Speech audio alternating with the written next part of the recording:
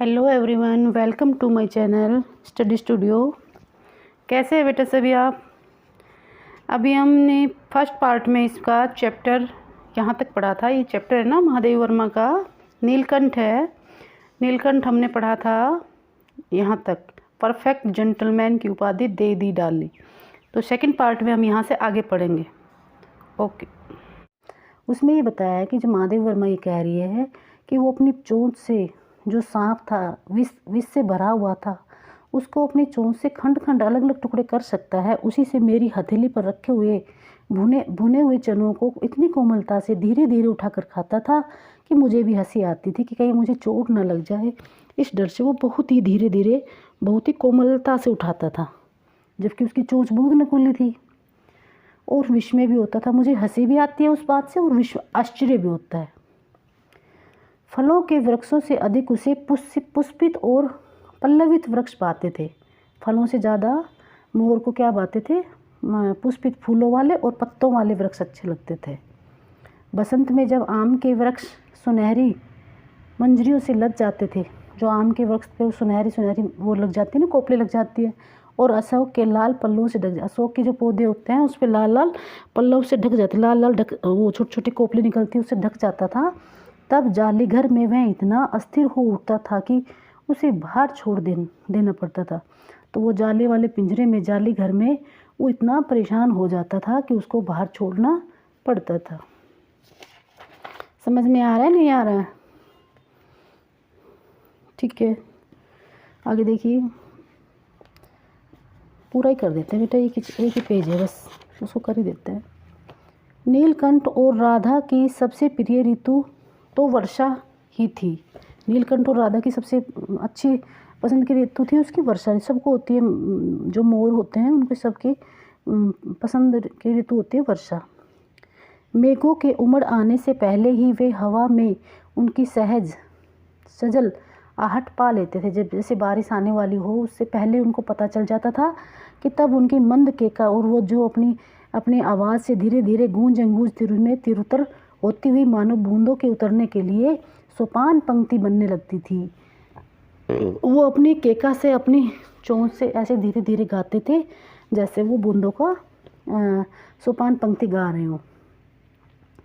मेघ के गर्जन के ताल पर ही उनके तन्मय नृत्य का आरंभ होता था। जैसे ही मेघ की गर्जन हुई तो उनका नृत्य स्टार्ट। फिर मेघ जितना अधिक गरजता, बिजली जितनी अधिक चमकती और बूंदों की रिमझिम की तेज होती, उतने ही नीलकंठ के नृत्य का वेग उतना ही अधिक बढ़ता जाता और उसकी केका का स्वर उतना ही मंद से मंदतर होता जाता। केका मतलब उसकी जो चोंच है जिससे वो मतलब बोलते हैं, तो उनका स्वर भी मंद से मंदतर तेज होता जाता। वर्षा के थम जाने पर वह दाहिने पंजे पर दाहिना पंख और बाएं पर बाएं पंख फैलाकर दोनों एक दूसरे को वो सुखाते थे अपने पंजों को, और कभी कभी वे एक दूसरे के पंखों का टपकने वाली बूंदों को चोंच से पी लेते थे। अपने गीलेपन को दूर करने के लिए कभी कभी वो चोंच से एक दूसरे के पंखों का पानी पी लेते थे। नेक्स्ट है, इस आनंद उत्सव की रागनी में बेमेल स्वर कैसे बज उठा, यह भी एक कर्ण कथा है। ये कितना आनंदित चैप्टर चल रहा है यहाँ तक, लेकिन इसमें एक बेमेल पॉइंट आ जाता है, वो इसके बारे में आगे है। वो बहुत दुखद कथा है, आगे सुनिए। एक दिन मुझे किसी कार्य के नखास कोने से निकलना पड़ा और बड़े मियाँ ने पहले के समान कार को रोक लिया। जैसे मैं किसी कार्य से वहाँ जा रही थी और बड़े मियाँ ने मुझे वहाँ रोका। इस बार किसी पिंजरे की ओर नहीं देखूंगी। मैंने सोचा मैं किसी भी पिंजरे को नहीं देखूंगी, किसी चीज़ को नहीं खरीदूंगी। लेकिन यह संकल्प करके मैंने बड़े मियाँ को, जो उसकी बड़ी बड़ी विराल मतलब बड़ी बड़ी डाडी थी और सफ़ेद डोरे कान में जो ऐनक बंधी थी ना, सफ़ेद डोरे से जो ऐनक बंधी हुई थी, उसको तरफ मैं ध्यान से देखने लगी। पर बड़े मियाँ के पैरों के पास जो मोरनी पड़ी थी उसे अनदेखा करना कठिन था। उसके पैरों के पास, बड़े मियाँ के पैरों के पास एक मोरनी पड़ी थी घायल अवस्था में। उसको अनदेखा मैं ना कर सकी, और मोरनी राधा के समान ही थी। उसके मूंछ से बंधे दोनों पंजों की उंगलियां टूटकर इस प्रकार एकत्रित हो गई थी कि वह खड़ी भी नहीं हो सकती थी। कि उसकी जो मोरनी थी वो पैरों के पास घायल अवस्था में पड़ी थी और वो खड़ी भी नहीं हो सकती क्योंकि उसके पैरों की उंगलियां टूटी हुई थी। बड़े मियाँ की भाषण मेल फिर दौड़ने लगी। बड़े मियाँ तो फिर भाषण करने लगे। देखिए गुरुजी, कमबख्त चिड़िया मार ने बेचारी का क्या हाल किया है। ऐसे कभी चिड़िया पकड़ी जाती है। आपने आई होती तो मैं इसके सिर पर इसे ही पटक देता। आपने आई होती तो मैं उसी के सिर पर पटक देता, पर आपसे भी यह अधमरी मोरनी ले जाने को कैसे कहूँ।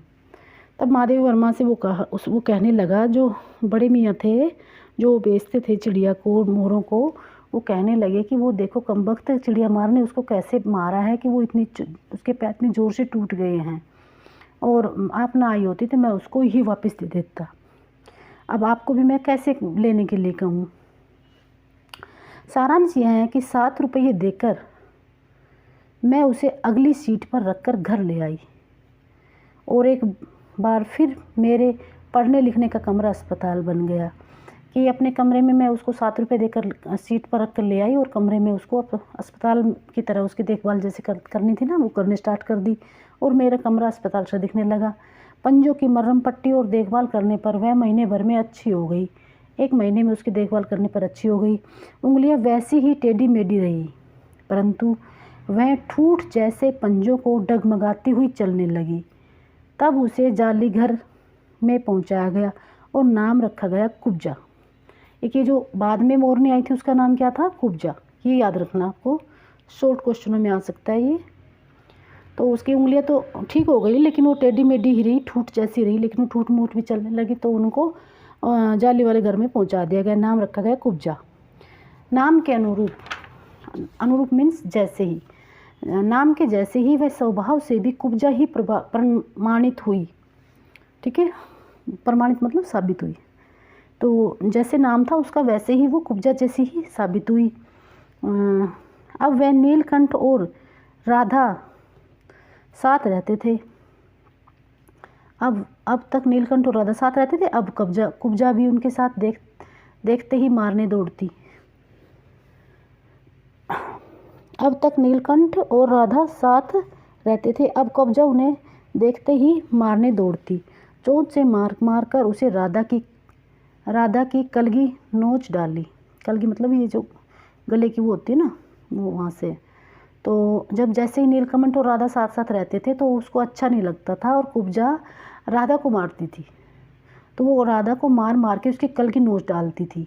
पंख नोच डाले उसने, और कठिनाई यह थी कि नीलकंठ उससे दूर भागता था।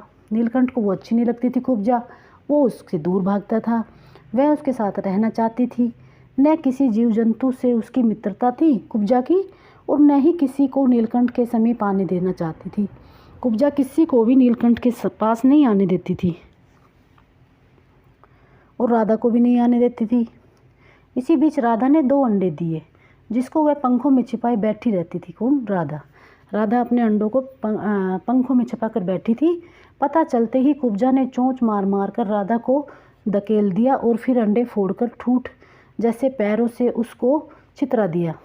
फिर उसने क्या किया, जैसे वो बैठी थी ना अपने पंजे में छुपाए, तो उसको चोंच मार कर उसको भगा दिया, और उसके जो पंजे थे वो अपने ठूठ पैरों से उनको फोड़ दिया। इस कलह कोलाहल से और उससे भी अधिक राधा की दूरी से बेचारे नीलकंठ की प्रसन्नता का अंत हो गया। इस प्रकार के उसके जो नीलकंठ के बच्चे थे वो मर गए, और राधा को भी उसने परेशान किया, तो उसका जो प्रसन्नता थी वो ख़त्म हो गई नीलकंठ की। कई बार वह जाली के घर से निकल भागा। नीलकंठ इतना परेशान हो गया कि वो जाली के घर से भागने लगा निकल के। वहाँ से बहुत एक बार कई दिन भूखा प्यासा आम की शाखाओं में छिपा बैठा रहा, जहाँ से बहुत ही पुचकार कर मैंने उतारा। एक बार मेरी खिड़की के शेड पर छिपा रहा। माधवी वर्मा कह रही है कि वो बार बार छुप जाता था, और खिड़की के पास से मैंने उसको पुचकार कर मैं ले आती थी। मेरे दाना देने जाने पर वह सदा की भांति पंखों को मंडलाकर बनाकर खड़ा हो जाता था, पर उसकी चाल में थकावट और आंसू में एक शून्यता रहती थी। जैसे मैं दाना देती थी तो वैसे ही वो मंडलाकर खड़ा तो होता था, लेकिन वो उतना खुश नहीं रहता था। वो थकावट से भरा और आंखों में आंसू लिए खड़ा रहता था। अपनी अनुभवहीनता के कारण ही मैं आशा करती रही कि थोड़े दिन बाद सब मेल हो जाएगा। मुझे ऐसा लग रहा था कि थोड़े दिनों के बाद सब सही हो जाएगा और सब तीनों में आपस में मेल हो जाएगा। अंत में 3-4 मास के उपरांत एक दिन सवेरे जाकर देखा तो नीलकंठ पूंछ फैलाए धरती पर उसी प्रकार बैठा हुआ था जैसे खरगोश के बच्चों को पंखों में छिपाकर बैठता था। 3-4 मास के बाद जब मैंने देखा तो नीलकंठ क्या था, अपने पूंछ और पंखों को ऐसे फैलाकर बैठा हुआ था जैसे कि वो बच्चे,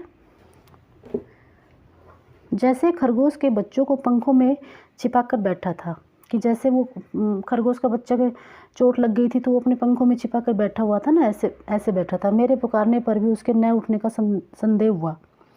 मैंने उसको पुकारा तो वो उठा नहीं। वास्तव में नीलकंठ मर गया था। क्यों का उत्तर तो उस अब तक नहीं मिल सका। वो कैसे मरा था इसका तो नहीं पता। न कोई उसे बीमारी हुई थी, न उसके रंग बिरंगे फूलों के स्तंभ जैसे शरीर पर कोई, जैसे मोर मरता है तो उसके पंख होते हैं उसमें ऐसे धब्बे पड़ जाते हैं, ना ही वो धब्बे पड़े थे।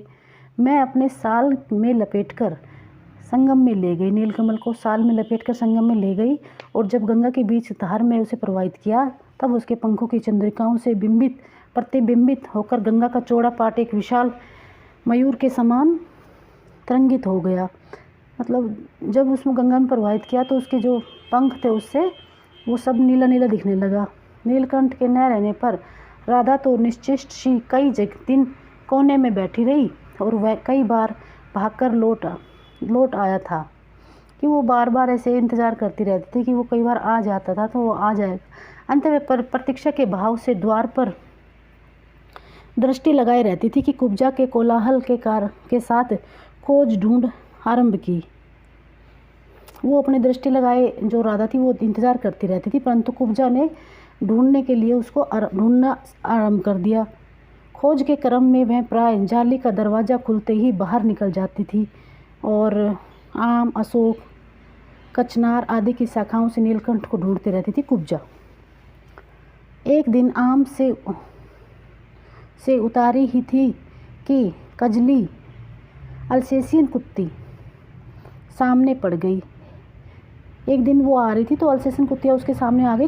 उसके कुब्जा के स्वभाव के अनुसार उसने कजली पर चोंच मारी, तो जैसे ही चोंच मारी परिणाम स्वरूप कजली ने 2 दांत उसकी गर्दन पर लगा दिए। कजली को गुस्सा आया तो उसने उसको 2 दांत लगा दिए।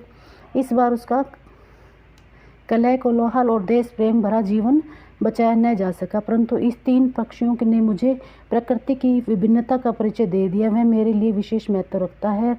राधा अप्रतीक्षा में ही दुकेली है। वह मेरे लिए विशेष महत्व रखता है कि इन तीनों ने मुझे बहुत अच्छा बहुत ही विशेष ज्ञान दिया कि जिस तरह इंसानों में द्वेष भावना होती है उसी तरह पशु पक्षियों में भी होती है। राधा अप्रतीक्षा में ही दुकेली थी। आषाढ़ में जब आकाश मेघाच्छन्न हो जाता था तब वह कभी ऊंचे झूले पर और कभी अशोक की डाल पर अपनी केका की तीव्रतर अपने नीलकंठ को बुलाती रहती थी। जब कभी बारिश होने का वो होता था तो वो राधा अपने अशोक के पेड़ पर बैठकर अपनी चोंच से उसको नीलकंठ को बुलाती रहती थी। ये लास्ट इसका बहुत ही दुखद था। आगे तो स्टार्टिंग में बहुत अच्छा है चैप्टर। चलो ठीक है। इसका राइटर ये है महादेव वर्मा। इस पाठ को आप अभी इसी वक्त पढ़ना सभी बच्चे, इसको रीडिंग करना, एक अच्छे से सब कुछ समझ में आ जाएगा। उसके बाद आप कल इसका क्वेश्चन आंसर करेंगे। ये हैं इसके 6, ये हैं, एक ये रहा और इधर भी देखेंगे क्या है। ठीक है। अगर आपको वीडियो पसंद आई हो तो लाइक एंड सब्सक्राइब कीजिए। Thank you very much. Bye.